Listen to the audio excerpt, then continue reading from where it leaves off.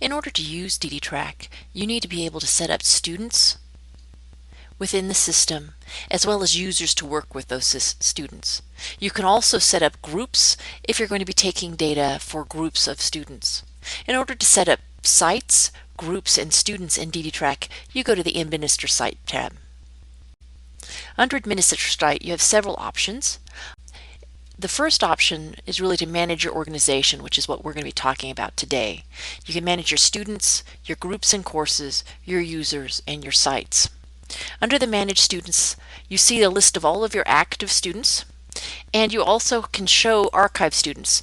These are students that used to be active at your organization, but for some reason you're no longer taking data on them.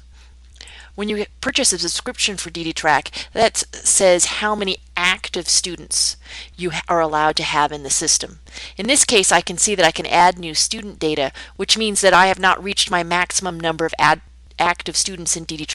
If I click Add New Student Data, I can give the student an ID. That would be a student ID that I'm using within my current data system. Give the student a name. Let's go with John J. Doe. And you have to give him a site attending. For most people, if you only have one active site, you'll only have one choice in this drop-down list. If you work with a school district, however, you might have several schools that you have Ddtrac operational for, and so you could choose one of the schools that you're going to have John work at.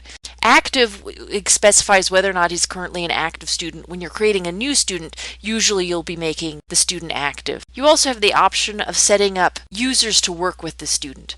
So you can give users either read permission, which means they can only read student data but not change it, data entry permission, which allows them to take data for the student but not edit student goals and objectives, or edit permission, which allows them to take data, read, and edit student data, edit their goals, and edit their objectives. And when I click Update Student, I see the data that I just entered. The system ID is the student's ID within Ddtrac, so that's just an internal number we use to refer to the student. Once you create the student, you can edit a variety of data for the student. Personal data is demographics. If I hit Edit Student Details, because I haven't really provided any of this, I could give the student a separate state ID if we have separate state IDs. I could give the student a gender, male, ethnicity, he's Hispanic, birth date, contact phone and email, I could enter that. Primary language, let's say his primary language was English, and his home language, though, is Spanish. You can specify the primary and secondary disability. So let's say his primary disability is ADHD. You can put in his student's address, city, and you can add a person at this address. So if he has parents living at the address, you could add parents. You could add a guardian if you want to keep track of guardian data. Once you update your student details, now you can see you have additional personal information. You can add placement information for the student.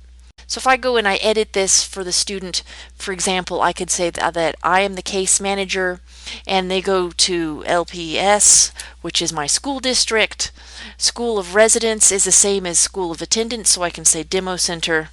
Grade level is, let's say, 3rd grade. RTI tier, he's in RTI Tier 2, he's in a secondary intervention.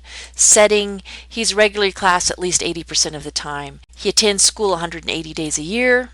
And then I can set service type, and I could say he receives speech therapy. So let's start the therapy last year, and then it would end this year. And the number of hours that he gets in the general classroom, which would be half an hour a week. You can give him an IEP date. Next IDP date is coming up, and you can do your enrollments, transition services, which would be inappropriate to set for a student this young, whether or not he receives special transportation, he receives individual education services, and other deep data about the student's placement. Now that's part of the student's record. Users, this just shows the users that have permission to access the student's data, and I could edit those permissions right now.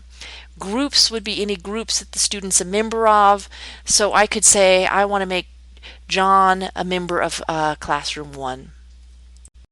Emergency contact data, I could add emergency contact data for the student. For instance, give a first name, last name, and this would say I'm looking to see if Jane Doe already exists in the system. She does not. So I'll go next and I'll add her, Jane again. Doe for Demo Center. She's not a user, she's just a parent, and I'm going to give her a phone number, an email address, and I finish that up. And I could put her at address. I'm going to put her at the same address as the student, and she's the mother of the student.